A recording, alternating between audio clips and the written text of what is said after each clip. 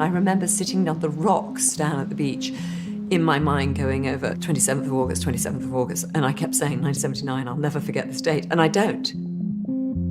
Every year that date comes around, and we remember it.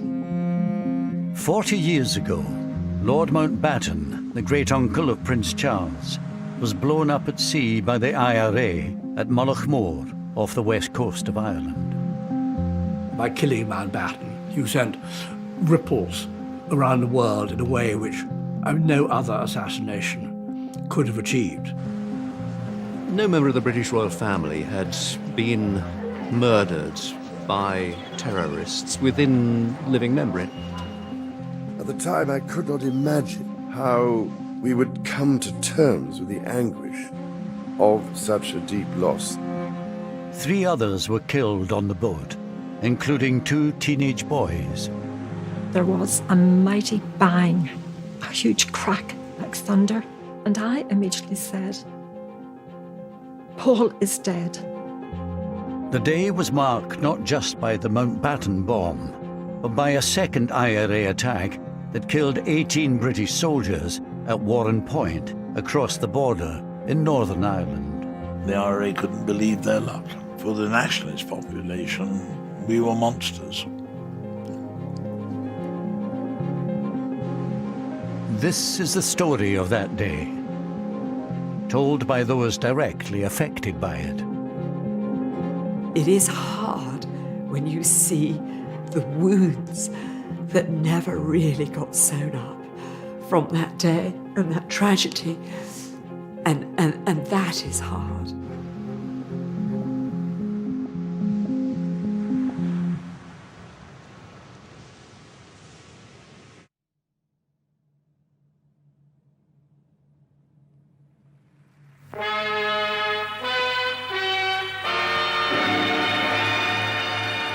In a few minutes from now, I'll know whether or not we're going to succeed in telling the exciting story of a man whose courage and daring in the war and far-ranging influence in peace have significantly contributed to the shaping of this century's history. The man I'm after has no idea that I'm going to be there. I remember going to the studio. I remember the dress. I had to wear my sister's hand-me-down dress, always a hand-me-down dress. And my thanks to Lord Brabourne, John Barrett. We even had Princess Anne's underwear, I remember one year was handed all the way down to us. Admiral of the Fleet, the Earl Mountbatten of Burma, tonight this is your life. What do you mean? Inside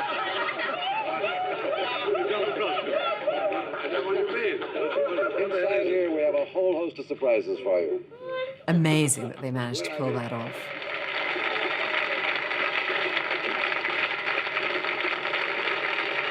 Now, India, that's an unusual name, isn't it? How did you get that? Because my grandfather was the last Viceroy of India. Because my grandfather was the last Viceroy of India. Of course, nowadays people say, what's a Viceroy?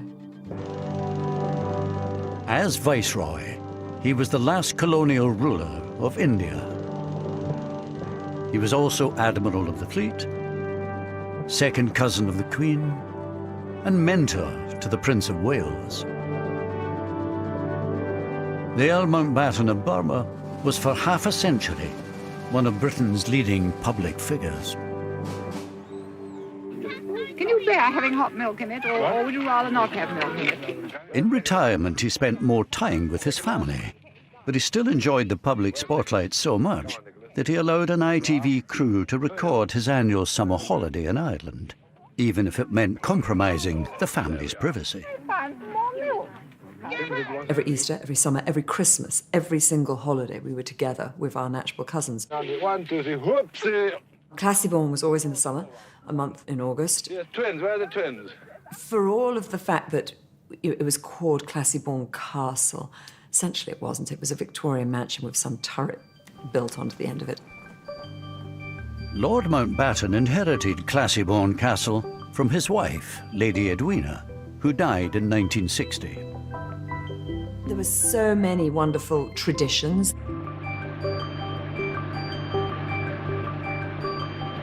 The heart of the holiday was going out on the boat. I would go a lot on the boat. We all did.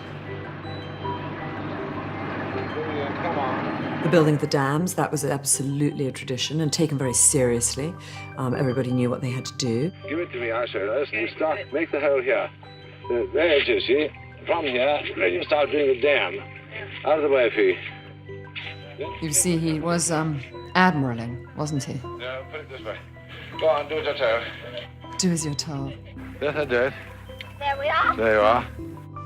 It would be hard to be Chief of Combined Operations and then not be in charge of the family dam. Let's face it. The Mountbattens were generally viewed by the locals as benevolent, well-meaning, helpful people who it was nice to have around. The neighbourhood benefited as a result of their presence. Each summer, the Mountbattens would take up residence at Classiebawn Castle, overlooking the pretty fishing village of Mullaghmore. The family's visits brought a touch of glamour and jobs for the locals. This photograph here was in the dining room of Classiebawn at a dinner. That's just me there. When you look back so many years ago, it's now 40 years, you can always say the memories of them are happy ones. And that's the most important thing of all. Do you remember this mother? Lord Louis gave you this book. Yeah. To Mrs. Barry, with grateful appreciation, Mountbatten of Burma, Classiebawn Castle, August 1978. And it was Barbara Carson's book of useless information. So my mother treasures that very much. I think that's the last thing he gave to her.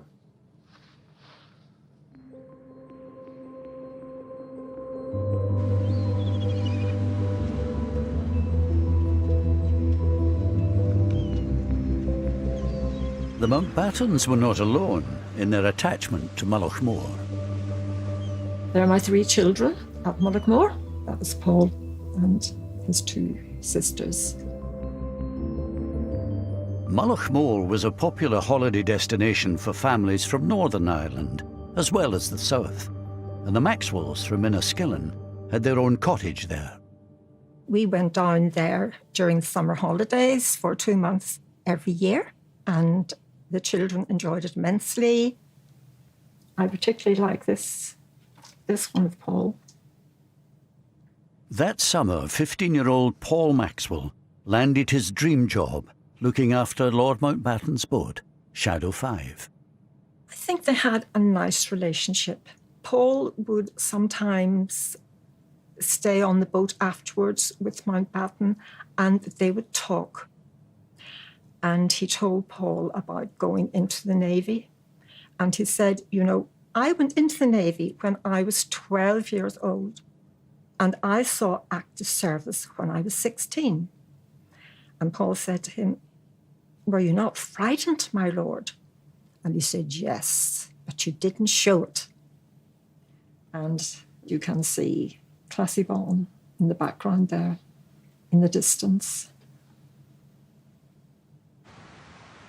Classiebawn itself had been a fairly early example of what you might call sort of English colonisation. In a sense that quite clearly they were intruders. The Irish obviously presented Britain as such and wanted us out. The Mountbatten summer retreat was in County Sligo, in the Republic of Ireland. Mullaghmore was only 13 miles from the border with Northern Ireland, where in 1969 a bloody conflict broke out.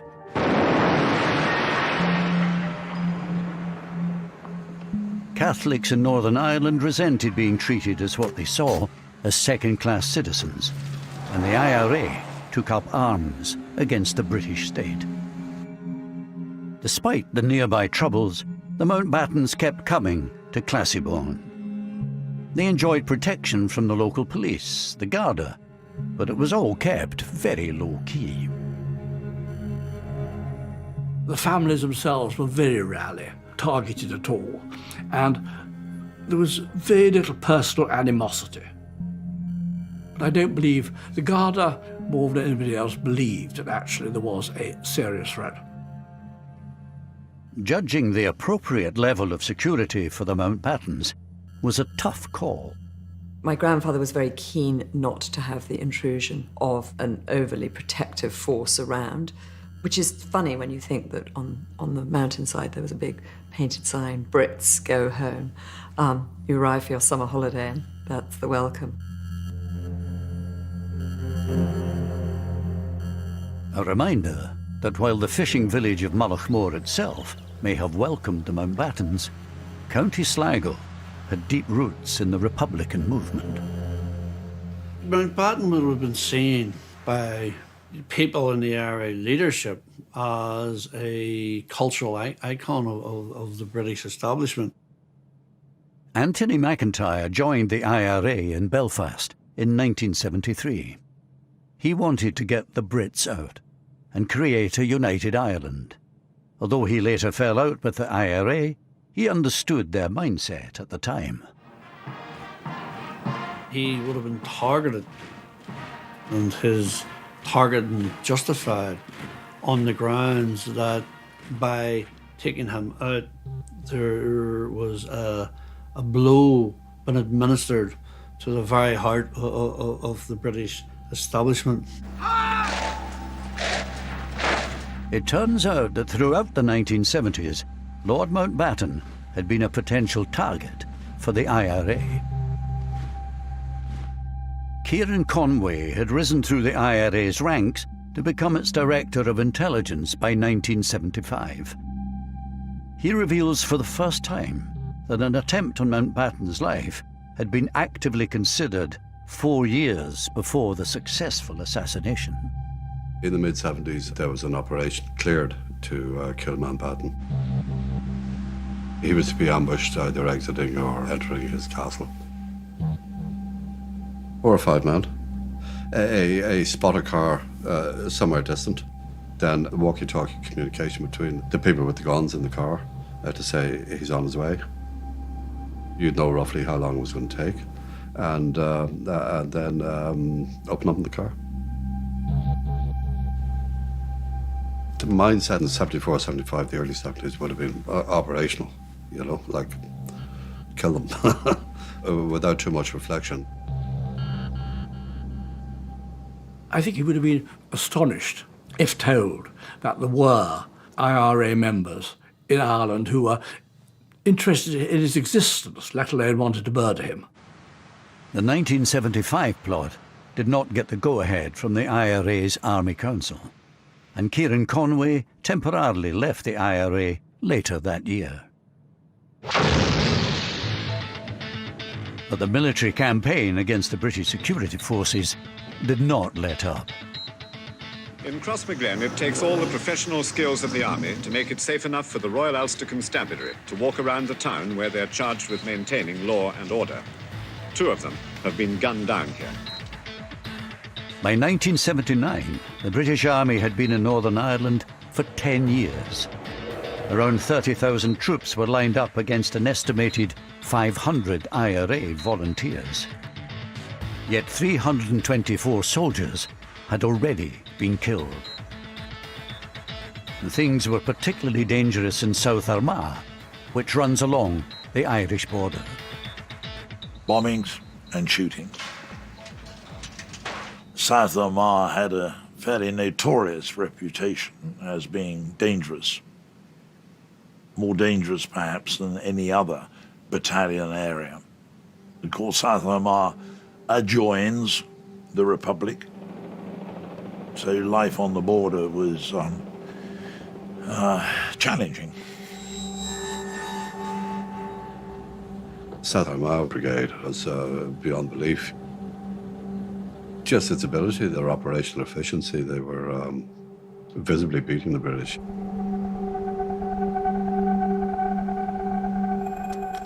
In the summer of 1979, the South Armagh Brigade was plotting 2 of the most ambitious attacks of the IRA's campaign so far. One in Warren Point, the other just south of the border in Mullaghmore. There, during the night of the 26th of August, the IRA planted a remote-controlled 50-pound bomb on Lord Mountbatten's boat, Shadow 5, sitting unguarded in the harbour.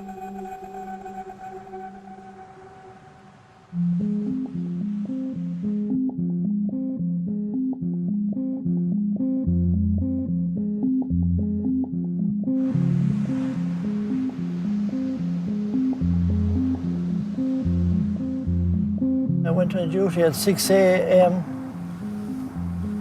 up at the castle here. 9 to 9:30, Lord Mountbatten and his family came out from the castle and informed us that they were going down to the pier. So we got into a patrol car and we escorted them.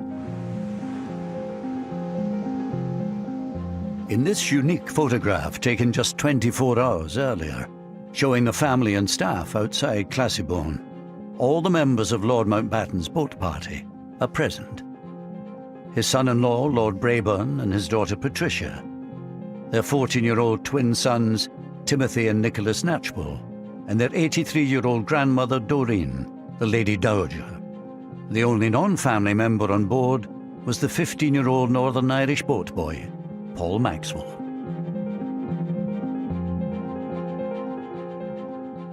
The day itself comes to me in flashes, rather like small explosions. I remember distinctly sitting in the library with my brother. My grandfather and the others had gone out of the boat, and Ash and I were watching on this crackly, fuzzy television screen, Laurel and Hardy. On that day, the 27th of August, 1979, I was sitting on the back patio with Paul's father and Aunt Lisa. Paul said, "Goodbye, Mum. See you in the evening." I didn't think that was the last time I would ever see him alive.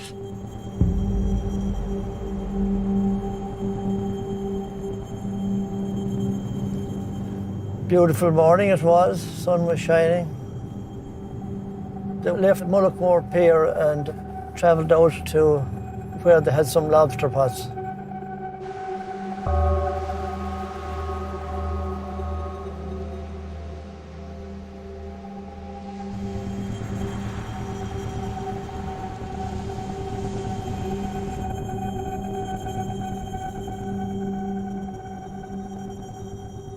This is where we were. Yes, looking out, you could see the boat as it came along.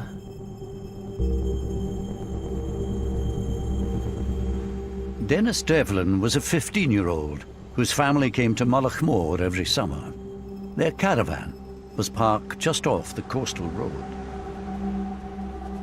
I seen his boat and I recognised it. There's a green with a white cab and I just recognised it was his boat. As they come in, I could hear them talking among themselves. As the boat pulled up, I remember the young fella over the side of the boat pulling in the lobster pot and slowly pulled it in. The boat had turned round towards me and I was just watching it and I knew it was Lord Mountbatten's boat. The next thing, everything was spewing up into the air. Everything just rose up and I knew it was an explosion. Suddenly there was a flash of light and a loud bang. And you could see the boat had just disintegrated. It was obvious that a bomb had gone off. There was a mighty bang, a huge crack like thunder. And I immediately said, "Paul is dead." And I knew he was dead because I felt a part of me go.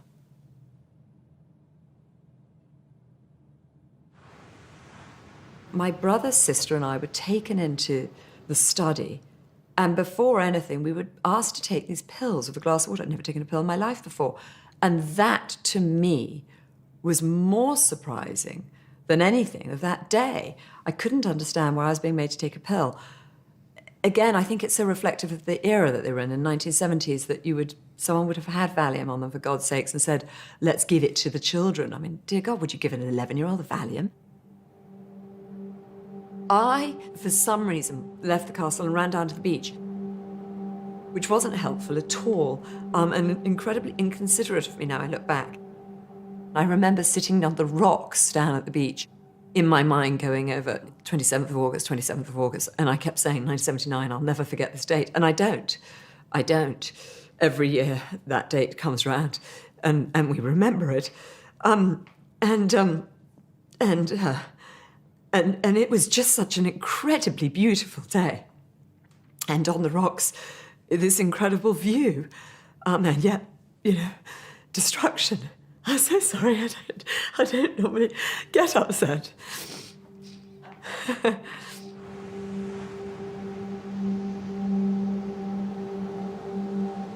I remember it very vividly, every moment of it, really, from the very start to the very end of the day, and I think I'll always remember it.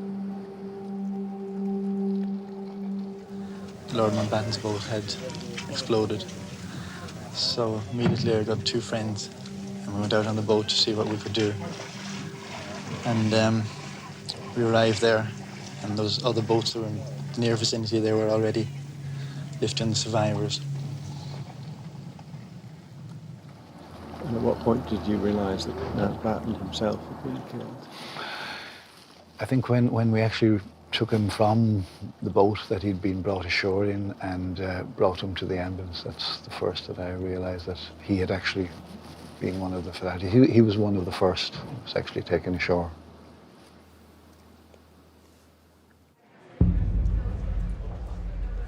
It was a perfectly ordinary day, that August bank holiday. I was helping to put together the lunchtime bulletin for Radio Ulster. Nicholas Witchell was a trainee reporter at the time in the BBC newsroom in Belfast. We received a tip-off from somebody we knew suggesting that there had been an explosion reported at Mullaghmore in the Republic of Ireland. I do remember forming the words on my pad, Mountbatten dead. By now, all but one of the bodies of the boat party had been recovered. Lord Mountbatten and Paul Maxwell had been killed instantly. The 83-year-old dowager fatally injured. The parents of the twins were also seriously wounded, as was 14-year-old Timothy. His twin brother Nicholas was still missing.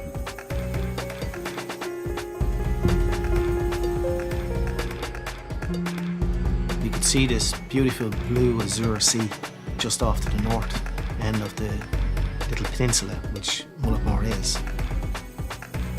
We could see a lot of debris, splinters of wood. It was fine debris, quite fine debris it was.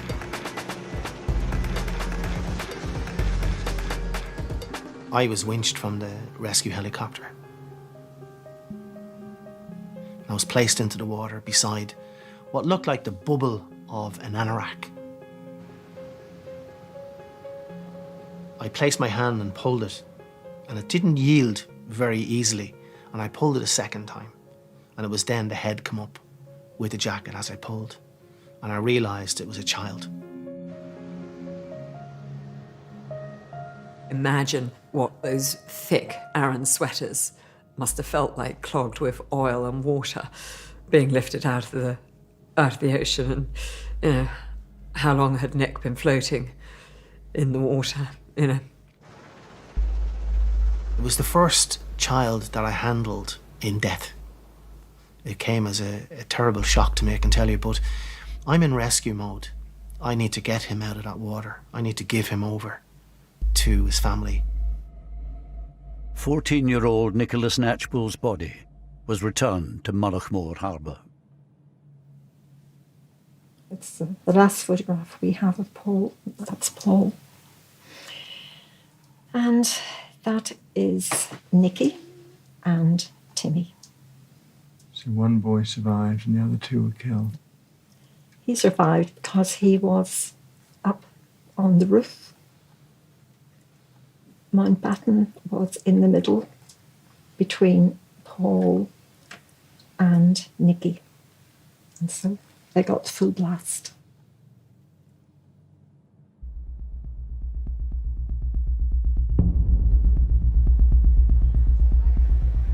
Later that afternoon, I had a phone call from a contact I knew within the Republican movement, who asked, most unusually, to drive up to the Falls Road to meet him.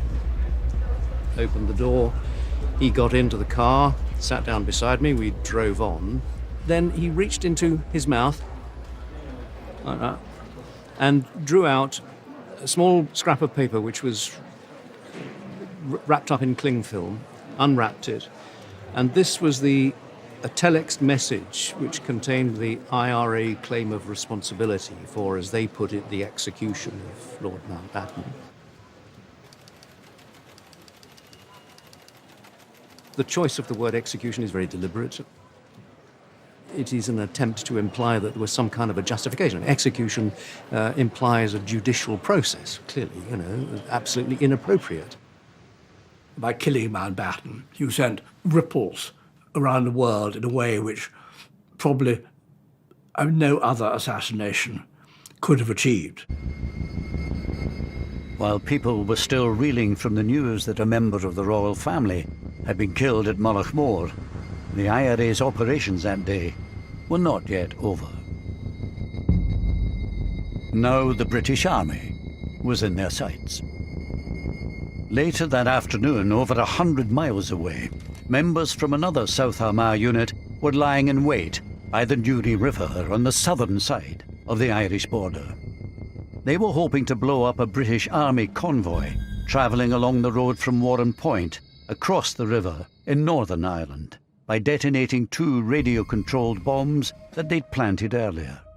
One, a 700-pound device hidden in a lorry piled high with straw, was parked in a lay-by.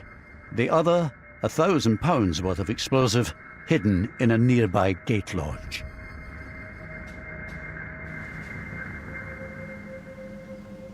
Travelling down, I remember messing about with a car behind us. Tom Cochey was a local boy from Newtonards who had joined the parachute regiment at 18, as his father had before him. That day, he was a passenger in the lead vehicle of the 2-truck convoy. We had a packed lunch and we had oranges and we made little teeth out of the orange, and there was a car with a lady and kids in it. And we were smiling at them, that type of banter. 10 minutes later, we were blown up.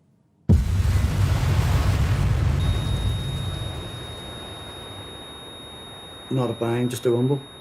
And I had the sensation of flying. Not even coming to, just looking about, sitting there, and everything's just a mess. I came into the roundabout and you couldn't see past the roundabout, totally obscured with smoke. Peter Malloy was a freelance photographer at the time, who just happened to be passing. I got out, grabbed the cameras, and just as I'm going into it, a policeman's coming running out, and he's screaming. He says, don't go in there, they're all dead. I just put the camera into autofocus and I just shot generally. The first thing I saw was a long wheelbase Jeep, and there were soldiers in that, and one look told you they were obviously dead. And the heat, you couldn't really go too close to it. Everything was burning. And my legs were on fire. No, I couldn't move. And the next thing, the guys were on me. They were pouring water, trying to put me out. And one of the guys gave me his red beret to put over my face to keep the sun off it. And I can remember lying there and voices.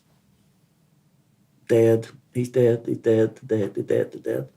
And voices getting closer to me. And whether I imagined this or whether, I don't know, but I vividly remembered. I remember saying, I'm not dead.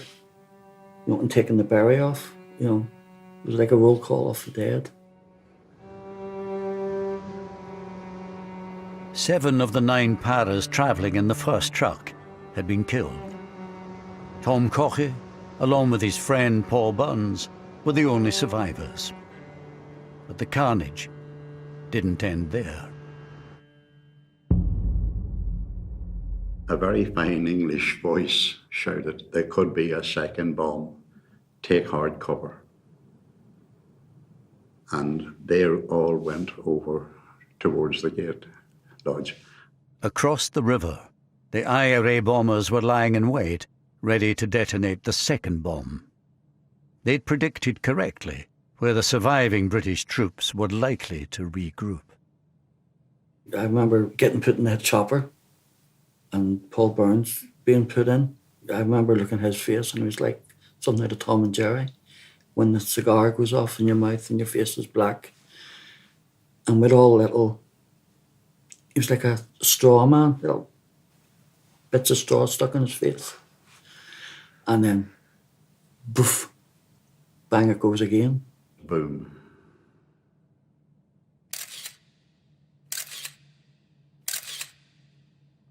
I was thrown back and I got up again and it was over. Basically, it was over.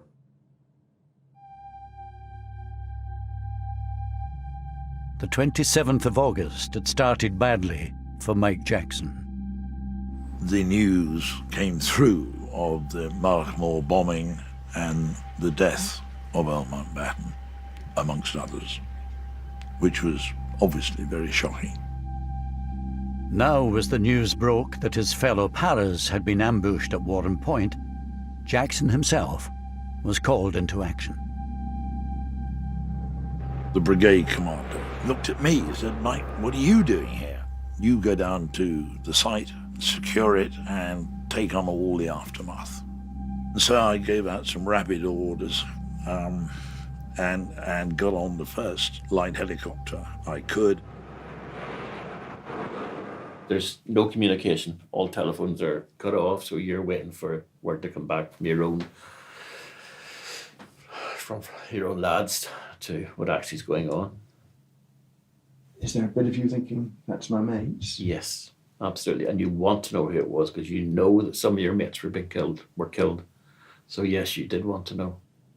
Dead. Dead. Dead. Dead. Dead.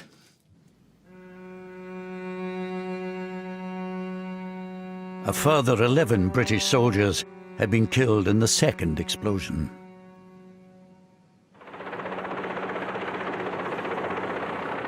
I get to Warren Point and it's a pretty grim sight, as you can imagine. There were body parts pretty much everywhere, and the trees were everywhere. And those who had survived were in shock.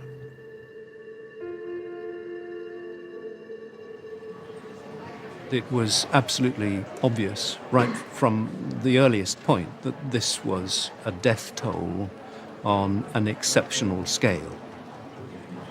It transpired, of course, that 18 soldiers had lost their lives, the greatest single loss of life that the British Army had suffered in Northern Ireland.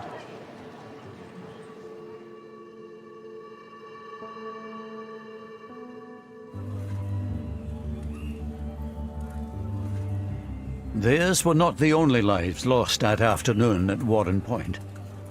Barry Hudson had been getting ready to go to work at the family's funfair business in Omeath, on the southern side of the border. He had been joined that summer by his 29-year-old cousin from England, Bill. All of a sudden, we heard this thump, right? And I remember Bill saying, "Oh, what was that?" And I said, "It sounded like a bomb." He said to me, "Could you bring me down? Let me have a look." In the mayhem following the two bomb blasts, the surviving paras spotted the figures of Barry and his cousin Bill on the other side of the river and wrongly imagined them to be the IRA bombers. You could see the lorry burning, one with the hay on it. For a time you could see the soldiers coming in along the road there in the jeeps. You could see the red berets and that, you know, and I heard the ground being struck. And then I felt my arm like a stone hitting it. I thought it was something, a stone maybe or whatever. And it was bleeding. And then there was more. So So I turned and Bill was standing over there. The car was just parked up there and he was standing to the right, we'll say. And I shouted at him then to get down. And then you could hear more guns and branches cracking and that. So I ran like hell. And zigzagged up that lane. Seen it in war film. I always thought it was a load of baloney, really, because you couldn't escape that. But I did. Then it all stopped. Dead quiet.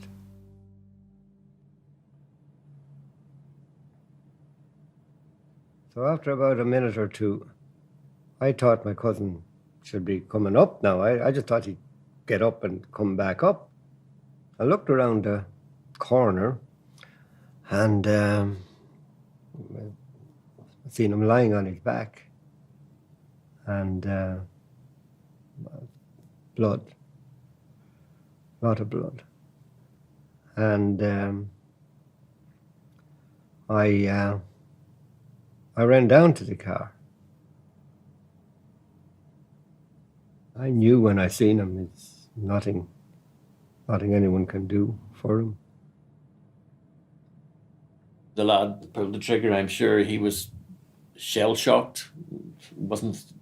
Didn't enter his head for one instant, not to pull that trigger. And I think that we would all have done the exact same thing in that situation.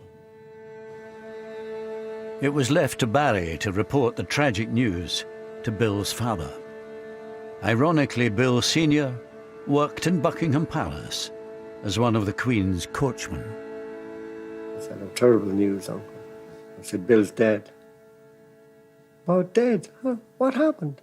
How'd he dead?" And I said, "He got shot." I said, "How'd he get shot?" Terrible. Terrible. Just one of the worst moments of my life, actually. Something I wouldn't want anyone to have to do. The army later acknowledged that Bill Hudson was an innocent civilian, mistakenly killed.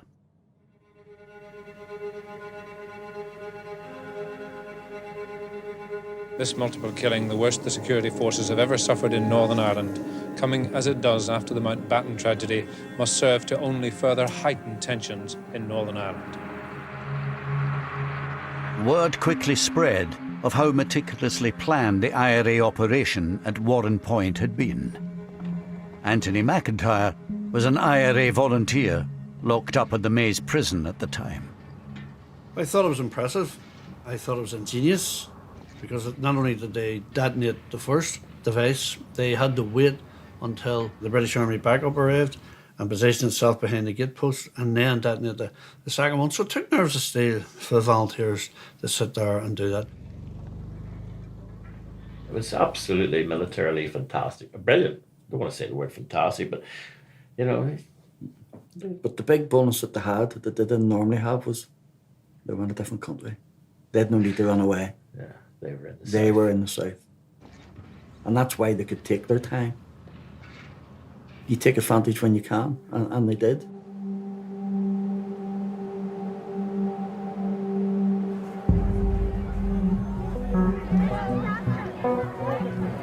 Will you please stand still and I will move? The attacks on Lord Mountbatten and the British soldiers made a deep impression on Mrs. Thatcher, who had been Prime Minister for only 4 months. Within 36 hours, she landed in Northern Ireland on an unscheduled visit to investigate what had happened and to offer reassurance. When she went to Northern Ireland, I remember the walkabout in the shopping mall, which I thought was an extremely brave thing to do. Not because there was much risk of being shot in that environment, but simply because there would be a lot of people in the shopping mall who didn't like her very much. Mrs. Thatcher, we want the freedom for our country, and you're so getting. She was a very feminine person. And it's like allowed us to tell. Yes, basically. She was profoundly moved. She didn't blub, but tears came to her eyes. Well, it could have been a lot worse. She only very rarely wept, to my knowledge anyway. And when she did, there was good reason for it. She's not everybody's cup of tea, I know that, but she was able to relate, and they to her, to the soldiers. Baudelaire, very doughty lady.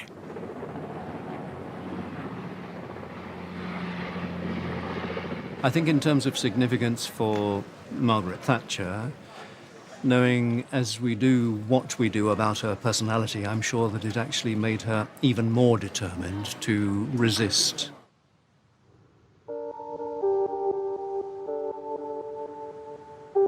Mrs. Thatcher's flying visit did not extend to the scene of the Mountbatten bombing over the border in the Republic of Ireland. Here too the events of that day had made a huge impact. While it was recognised that the IRA had pulled off 2 audacious military operations, in PR terms, opinion was divided.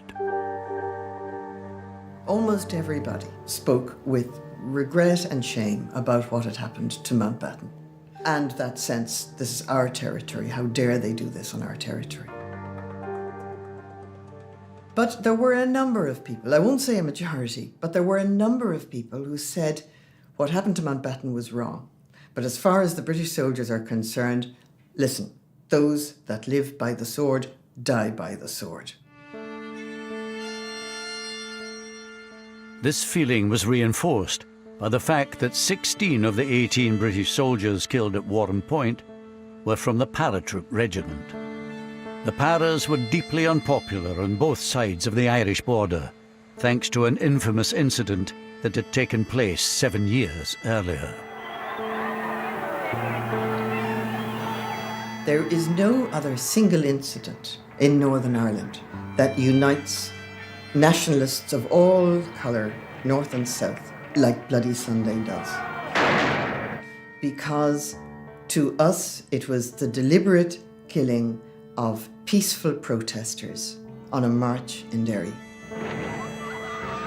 13 civil rights protesters were killed on what came to be known as Bloody Sunday. Here was the British Army turning its guns on the people it called its own citizens. And the soldiers responsible for Bloody Sunday were the paratroopers. So there was a particular feeling of general dislike towards the paratroopers. This dislike was felt particularly strongly by the IRA volunteers locked up in the Maze prison at the time. And how would you characterise the reaction of you and your fellow prisoners to hearing about the Warren Point news? Exuberance, exhilaration. All the Christmases had come at once and come early. The IRA couldn't believe their luck. For the nationalist population, we were monsters. We were quite ruthless, quite callous, quite indifferent to the suffering of the relatives, and found the parachute regiment absolutely anathema.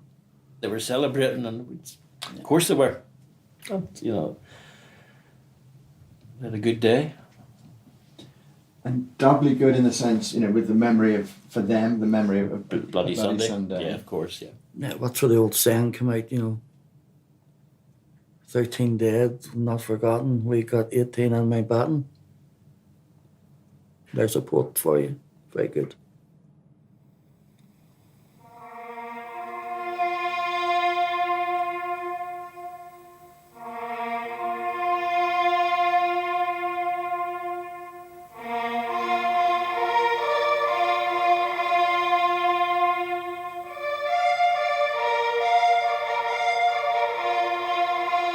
That funeral was extraordinary. I think my grandfather had masterminded every moment of it, understandably, and it ran to perfection.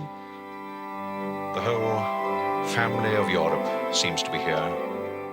Lord Mountbatten's state funeral, the largest of its kind since Winston Churchill's, provided a vivid reminder of the personal nature of the blow dealt to the royal family.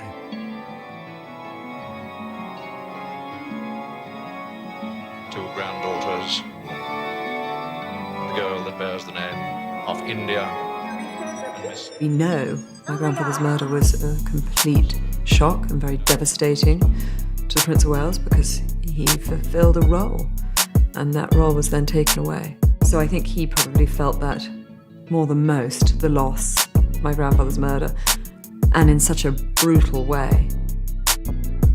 The murder horrified him and, in a way, marked him for life. It left a sort of a sense of uncertainty. If Mountbatten, the invincible, the almighty, could be snuffed out like that, then what was left certain in life? Within a week of the funeral, 11-year-old India found herself sent off to Gordonston, the boarding school in the north of Scotland. Here she was given a painful reminder of the very public nature of her grandfather's death. I remember feeling desperately lonely, going off to boarding school without my mother. And the first night, someone, after lights out, saying a joke. And maybe we can't even put this in because it's too horrific, but she said, how did they know Lord Mountbatten had dandruff? And no one in the dorm at the lights out knew the answer. And the answer was, of course, because they found his head and shoulders on the beach. It was a pretty staggering moment.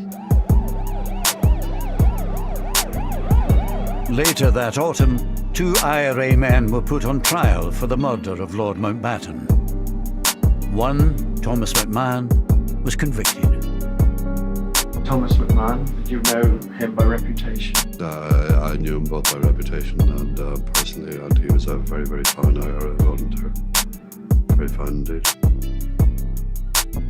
They'd be the most outstanding figure to have come out of South Ireland. Thomas McMahon was sentenced to life in prison, but no one higher up in the IRA leadership chain was ever held to account for the bomb. Somebody knew children get on that bomb. Not necessarily the guys who put the bomb on or the guys who made the bomb, but the people who planned it certainly knew about the children. And if they knew about the children and were quite prepared to go ahead and to sacrifice their lives in order to get Mountbatten, then it's a war crime.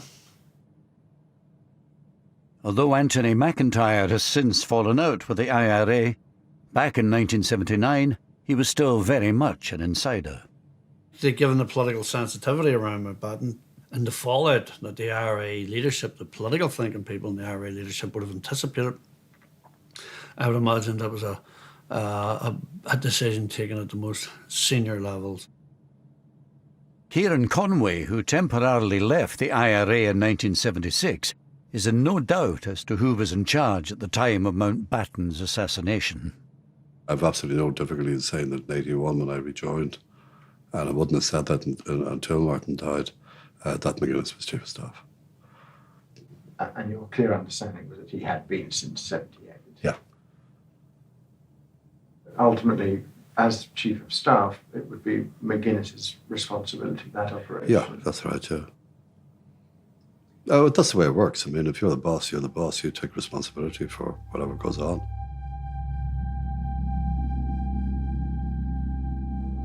Meanwhile, no one was ever put on trial for the bombs at Warren Point, let alone convicted, despite the arrest on the day itself of 2 IRA suspects near the scene of the carnage. Well, of course it's frustrating. The offence is one of murder, mass murder. And it is a source of great regret that nobody was brought to account for it.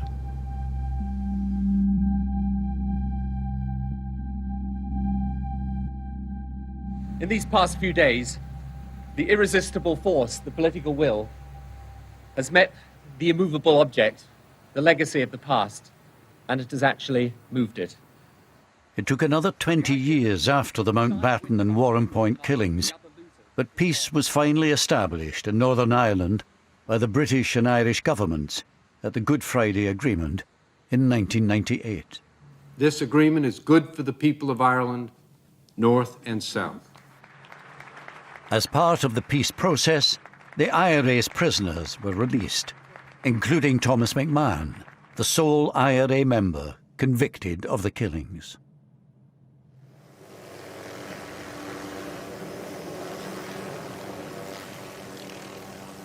The idea of reconciliation has lain at the heart of the peace process. And there we get a first glimpse of the Queen. In 2012, the Queen came face to face with the man said to have been ultimately responsible for the assassination of her second cousin.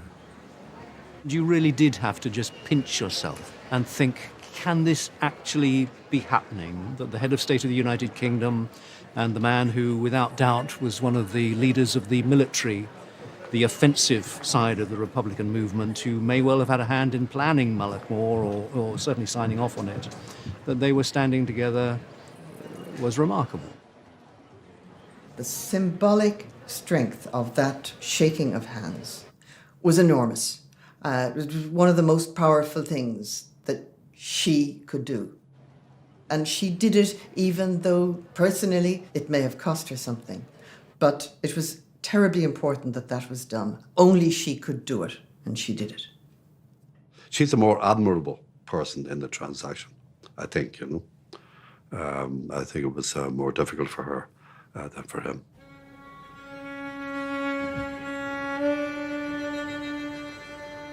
Like mother, like son. 3 years later, the Prince of Wales made his own gesture of reconciliation. The events of 1979 had come as a double blow to him. He was Colonel-in-Chief of the Parachute Regiment, which had lost 16 of the 18 soldiers killed at Warrenpoint. And at Mullaghmore, he'd also lost a mentor who meant so much to him. At the time, I could not imagine how we would come to terms with the anguish of such a deep loss, since for me, Lord Mountbatten represented the grandfather I never had.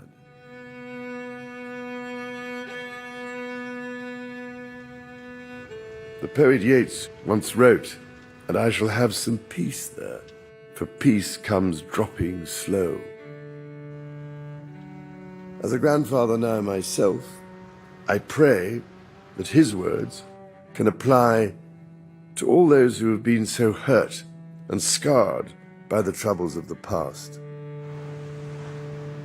Problem with peace is you have to keep working at it. It's not a passive thing. It is always going to be a continuing responsibility on all of us in these islands to make sure that the conditions in Northern Ireland do not encourage the breakout again of sectarian tensions. We do not want to go back to that.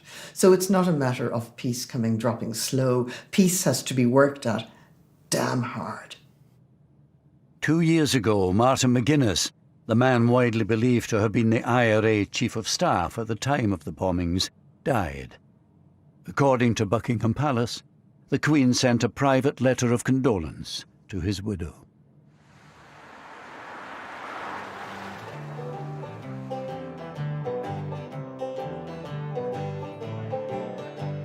Today, for the most part, normal life has returned on both sides of the Irish border.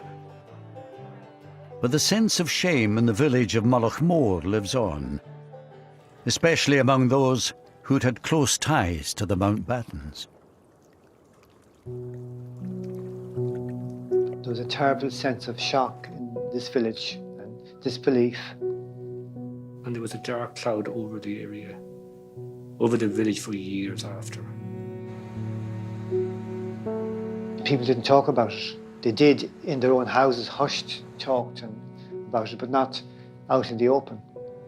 People felt so bad about what had happened and embarrassed about it. As with the town, so with the individuals themselves. They too are still struggling to come to terms with the tragic events of 40 years ago. I never took another picture since. It's 40 years ago. Why did you never take another photograph? I just couldn't face it. I was literally shaking. I watched the firemen and I thought that's what I should have been doing. And the following week, I applied and I joined the fire service then. Loved it. Loved it. I see that young boy's face over and over, and it doesn't go away, and it doesn't get any more blurred as it did from 1979 to today, because I can still see it. I'm okay with all that because I brought that kid home.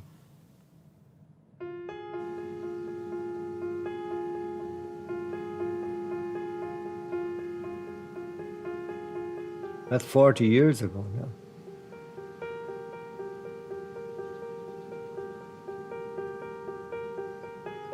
It hasn't been one day, I'm sure, that it hasn't crossed my mind.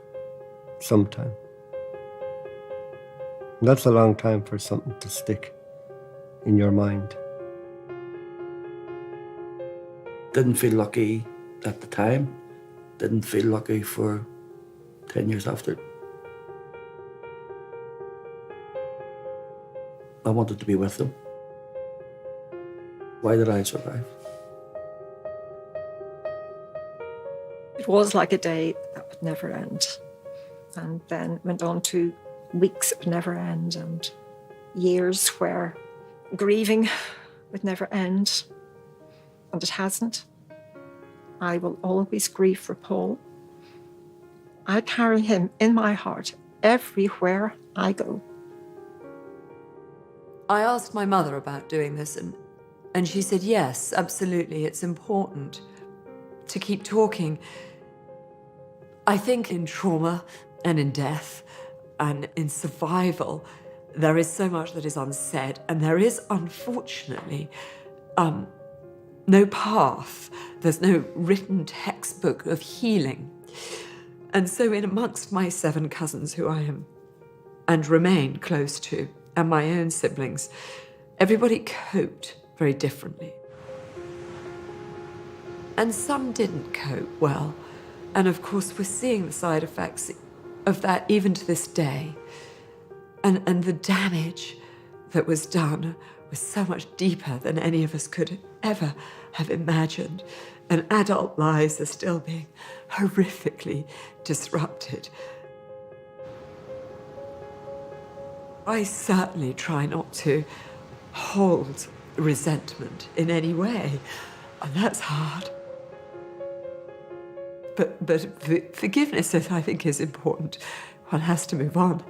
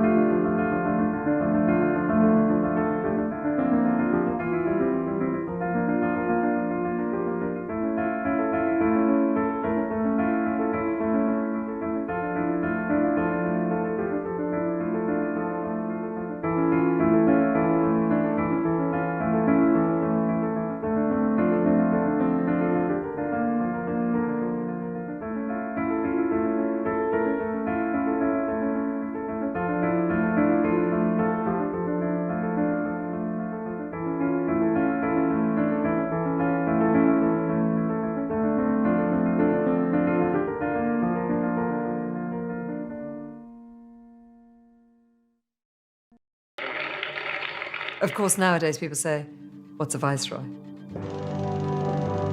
As Viceroy, he was the last colonial ruler of India. He was also Admiral of the Fleet, second cousin of the Queen, and mentor to the Prince of Wales. The Earl Mountbatten of Burma was for half a century one of Britain's leading public figures. Can you bear having hot milk in it, or would you rather not have milk in it? In retirement, he spent more time with his family, but he still enjoyed the public spotlight so much that he allowed an ITV crew to record his annual summer holiday in Ireland, even if it meant compromising the family's privacy. Every Easter, every summer, every Christmas, every single holiday, we were together with our natural cousins. 1, 2, 3, whoopsie. Classybourne was always in the summer, a month in August. Yes, twins, where are the twins? For all of the fact that it was called Classybourne Castle, essentially it wasn't. It was a Victorian mansion with some turret built onto the end of it. Lord Mountbatten inherited Classybourne Castle from his wife, Lady